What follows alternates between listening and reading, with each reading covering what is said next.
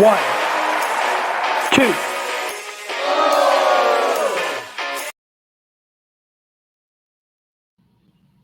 Hello and welcome to another episode of The Kickout, the final word in professional wrestling. I am the hardest working wizard on For Frequency's Sake, the Wizard CZ, and joining me is my tag team partner, one half of the For Frequency's Sake tag team champions of the world. He is never wrong, Nick Bull. Nick, how you feeling, my friend? I'm feeling great. It's not a gimmick. It's a lifestyle, and I'm on top of it all, my friend. How are you?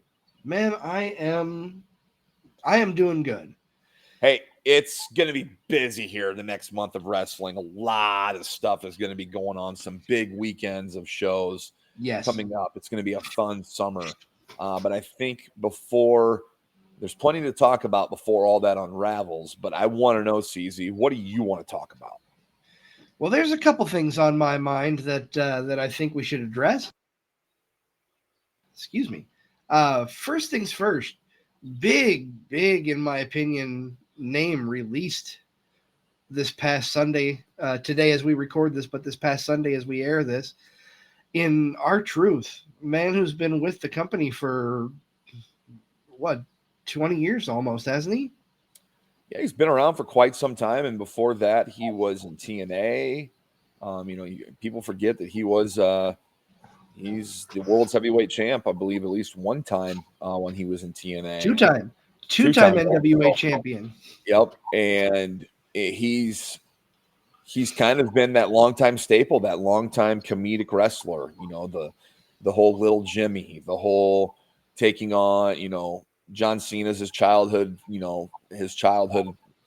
idol, and wanted to grow up to be like John Cena, even though he's significantly older than John Cena. That was perfect. Remember when he wanted to be with the Judgment Day and trying to impress them and be with them? Come on, the hot tag at the Royal Rumble. I mean, the ladder at the Royal Rumble. The ladder at WrestleMania. WrestleMania, yes. I'm sorry. WrestleMania. Yep. I mean, just great stuff. And WWE 24/7 title, R-Truth. I mean, that's his title, and I think he held it 58 times or something like that, or 100. I don't know. It's some outrageous number, but he held it infinite times. Kind of shocked by that release, but this is a different WWE. This is not the WWE that we all have known and expected things from through the years. It's a different WWE with different ownership, so they're going to, of course, cut costs as much as they can, and that's what this is right here. Otherwise, he just fought on a Saturday night's main event, and had a match with Cena. Was it a great match? No, but it still happened. It was what it needed to be, though. Absolutely, it didn't need to be a 5-star classic by any means, but he's going to be fine. He'll be just fine. He'll turn up somewhere. He'll make an appearance here and there, and trust me, when he starts making the conventions and all that, he'll have lines. People will want to come see him. So, oh yeah, I think he'll be okay. I hope now that he is expected to depart the WWE, someone out there will make his dream come true with the Little Jimmy action figure, the empty box that just says Little Jimmy on it. I know. Yeah, I'd buy it. Somebody, I know you would. You would because you're that Mark. No. Yes.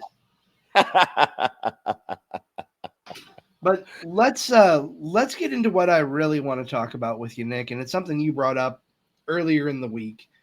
And last week we talked about an NXT talent taking the TNA championship to NXT.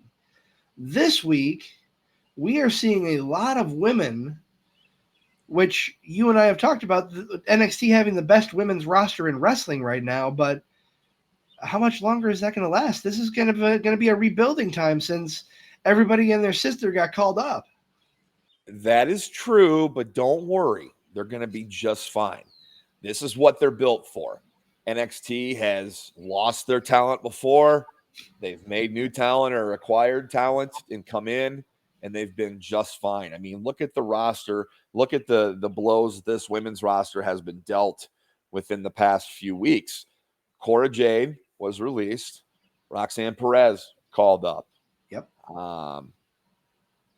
Julia called up. Who else am I Stephanie missing? Vaquer. Stephanie Vaquer has now been called up. And Jordan there's possibly Jordan Grace. expected to be called up. Lot of empty spots now in NXT, right? We Right. get Jane pulling a surprise championship move off Vaquer. She's your new champ. And now you've got all this talent gone. But you've got Mariah May coming over from AEW. Yeah. This is the perfect place for her to come in and make the NXT hers, much like other people have before. Get ready for the main roster. I mean, she could go to the main roster, but WWE is going to want to put her in NXT first.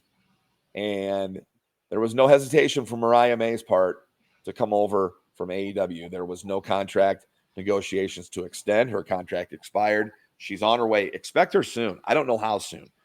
I think after Stephanie Vaquer makes her appearance at Worlds Collide, which is coming up this coming weekend, going to be a very exciting show. I think then she'll become full roster. And I think Stephanie Vaquer, is going to be a name that we know more so on the main level now.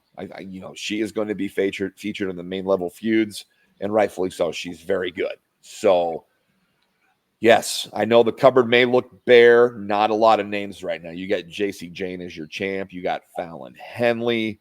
Soul Ruka with the NXT. Soul Ruka. Yep. Zaria is with Zarya, Soul Ruka. yep. She's very talented. I'm trying to think who else is down there. Jada Parker, Lola Vice. There's some good names down there. Ren Sinclair. So they're fine. They're just it's kind of a starting over period now, and that's the bittersweet part of being a fan of NXT is you love this product when all these stars are around, but they're not going to be around very long, and they're going to be moving on up. So, and this is that's what this is right now. Look at NXT as like a caterpillar going through its cycles. And that's kind of what's happening. I mean, you get good, you go on. That's what happens. I mean, it happens. And it's not the first time it's happened in NXT and CZ, and it isn't going to be the last time. So this is a good time to get invested in NXT, into what they have there.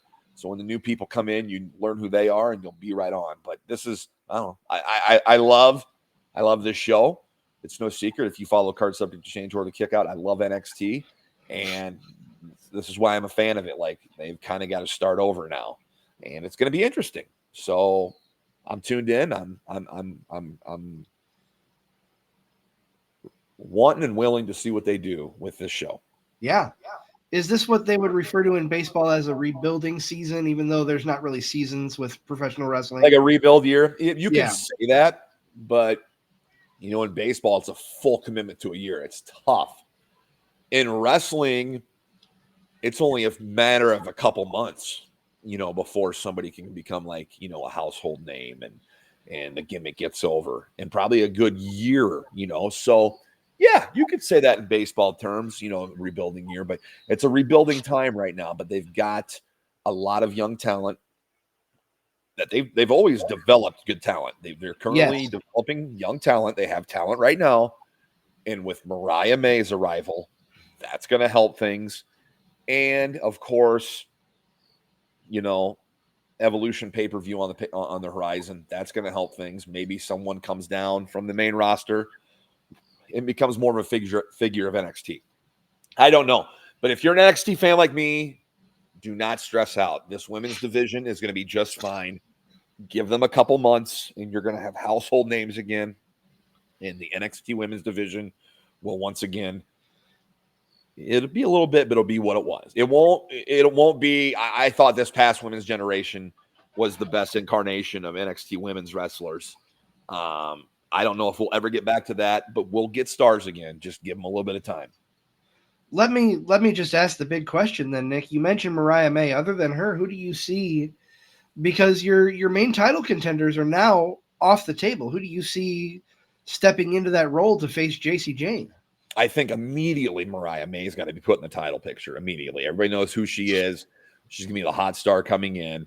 And I'm guessing she'll be working face when she comes in. I mean, she's going to get that pop when she comes in. So that's a name that we know is coming to WWE for all intents and purposes.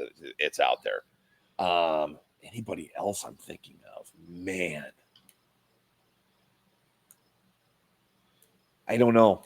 Like, when Asuka comes back, I would love to see her go down and work with the younger talent, but don't know when she's back. Don't know what they have plans for on the main roster. And that's a loaded women's roster. I don't know if you want to take her away. Yeah. You know, she want her on the main roster when she comes back. So that's a good question. Who do you think? Who could you see stepping up? It's very tough. I mean, they've been kind of hinting at a breakup of, what are they, Fatal Influence?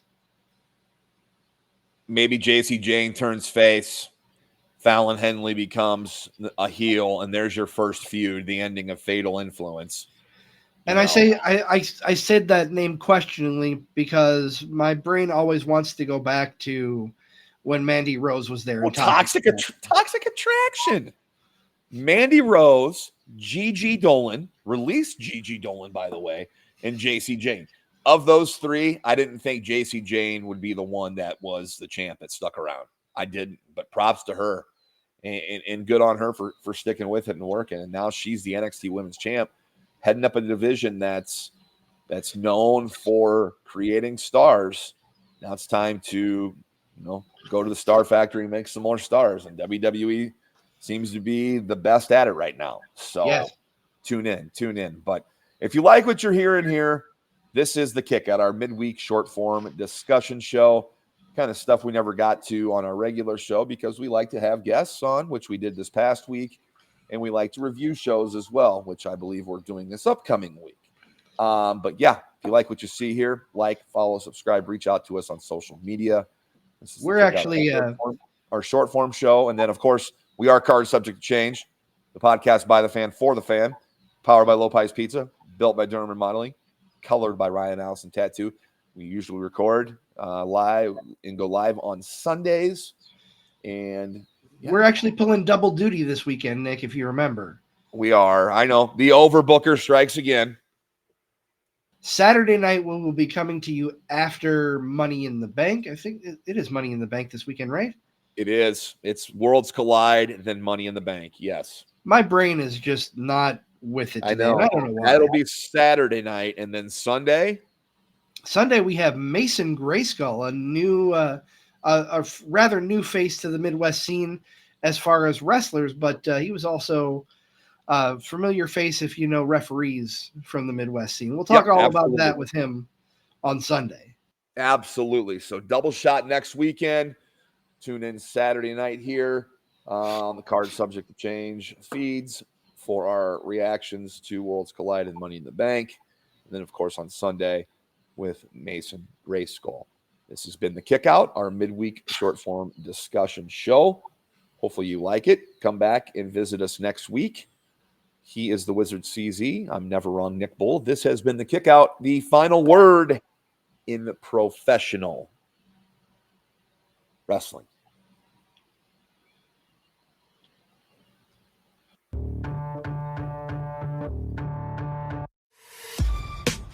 This has been a For Frequency's Sake Podcast Network production. For more great content, subscribe to For Frequency's Sake on YouTube, Facebook, and Twitter.